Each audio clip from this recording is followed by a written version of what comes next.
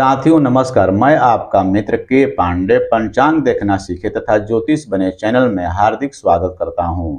आप प्रतिदिन के तिथि नक्षत्र योग का मान द्वादश लग्न घंटा मिनट में विवाह मुहूर्त, उपनयन मुहूर्त, वधु प्रवेश मुहूर्त या अन्य किसी प्रकार के मुहूर्त की विशेष जानकारी के लिए तथा कुंडली का अध्ययन करने के लिए पंचांग देखना कैसे सीखे तथा अन्य समस्याओं के लिए दिए गए नंबर पर व्हाट्सएप मैसेज कर सकते हैं।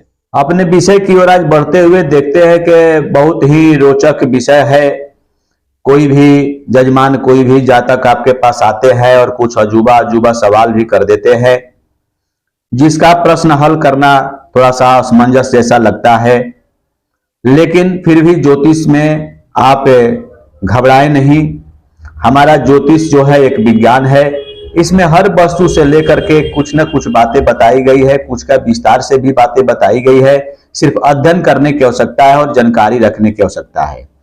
जैसे कोई व्यक्ति आपके पास आता है और कहता है कि वह आदमी इस समय क्या कर रहा है, कैसे बताएं। प्रश्न यही है। कोई आता है, कहता है कि मेरे अमुक व्यक्ति जो है इस समय क्या कर रहा है, उसे जरा हमको ज्योतिष के माध्यम से बताएं। तो ऐसे प्रश्न के लिए आप घबराए नहीं। उसका भी तौर तरीका उपाय है, जिसे आप सरलता के आधार पर आप उनको प्रश्न का हल करके और उस जातक को संतुष्ट कर सकते हैं। जैसे देखें, प्रश्न के समय के नक्षत्र योग तिथि के अंक चक्र या नीचे जो दिया गया है उसमें देख लेंगे, आप समझ जाएंगे। 1 2 3 है। कहने का मतलब है कि प्रश्न के समय, जिस समय वो प्रश्न किया उसका समय देख लें और उस समय नक्षत्र योग और तिथि कौन है उसको देख लें।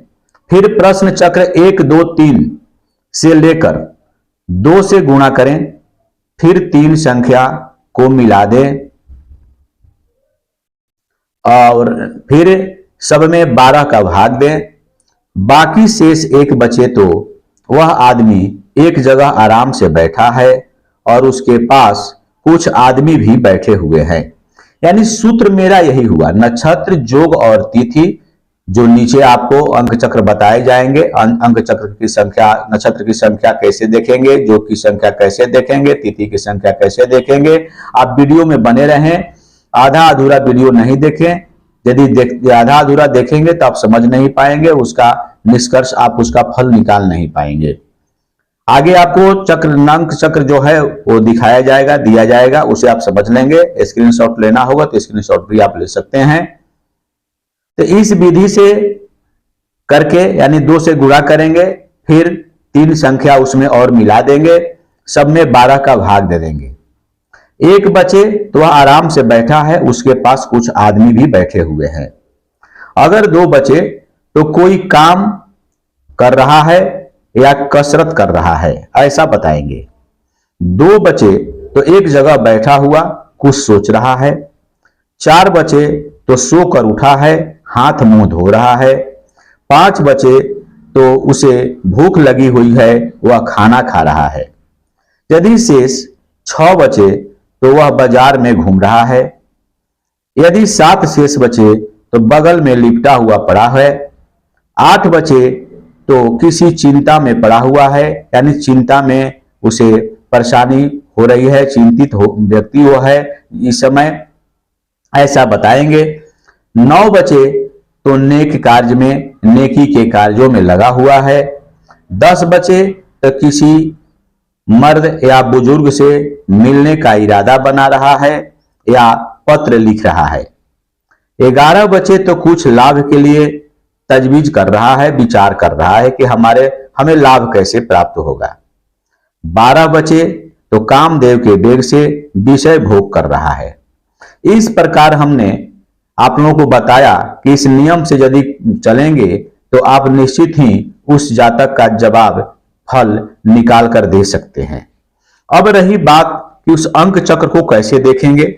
जैसे देखिए, यहाँ अंक चक्र 1 है, 2 है और 3 है। जैसा कि मैंने पहले बताया था, यहाँ लिखा हुआ है अंक चक्र 1 2 3 में देखें तो वहीं से संख्या आपको उठाना है। अंक चक्र 1 जो नक्षत्र का है, अंक चक्र 2 जो है योग का है और अंक चक्र 3 जो है तिथि का है। जो यहाँ पर नक्षत्र, योग और तिथि की बातें बताई गई है। तो आप इसको स्क्रीनशॉट भी लेना चाहेंगे तो ले सकते हैं, जिसे आपको समझने में आसानी होगी। जैसे अश्विनी से रेवती तक जो 28 नक्षत्र बताए गए हैं, जिसमें अभिजीत के साथ में लेकर चला गया है, क्रम से 1 2 3 4 5 6 7 करके ऐसे 28 तक ये संख्या दिए गए हैं। योग जो है विषकुंभ योग, यहां से 1 और प्रीति 2, आयुष्मान 3, सौभाग्य 4, शोभन 5, अतिगंड 6, सुकर्मा 7, ऐसे करके वैघृति तक 27 योग बताए गए हैं। जो क्रमांक यहाँ पर अंक संख्या लिखा हुआ है, इसी को जोड़ना है और जो भी करना है। अंक चक्र 3 में तिथि की बात कही गई है, जो तिथि की संख्या दी गई है। तिथि आप जानते ही हैं कि कृष्ण पक्ष में 15 और शुक्ल पक्ष में 15 होते हैं। कृष्ण पक्ष में चतुर्थी तक तो 14 अंक सीरियल रहेगा, लेकिन अमावस्या के लिए 30 जोड़ेंगे और पूर्णिमा के लिए 16 जोड़ेंगे। इस प्रकार हमें ध्यान देना होगा, इसी आधार पर हम लोगों को जोड़ना घटाना होता है। मान लें कोई प्रश्न करता है, उस समय नक्षत्र श्रवण है, योग शुभ है और तिथि जो है अष्टमी है, तो उसको कैसे निकालेंगे? एक उदाहरण के माध्यम से, छोटा सा उदाहरण लेते हैं, उसी के माध्यम से हम लोग सीखने की कोशिश करते हैं। तो नक्षत्र की संख्या हम जोड़ेंगे, देखेंगे इसमें श्रवण नक्षत्र है तो 23 संख्या आ गया ये वाला। और उसके बाद आगे देखते हैं योग की संख्या। योग की संख्या जो है यहां पर शुभ योग है तो उसका भी 23 रखेंगे, यानी 23 23 46 हो गया। और तिथि से अष्टमी है तो अष्टमी की संख्या में 8 संख्या यहां जोड़ देंगे। जोड़ने पर 54 आया। नियम है 54 को दुगना करना है, जो योग आए उसमें उसको दुगना करना है। तो 54 दूना 108, 108 में 3 और मिला देना है तो 111 हुआ।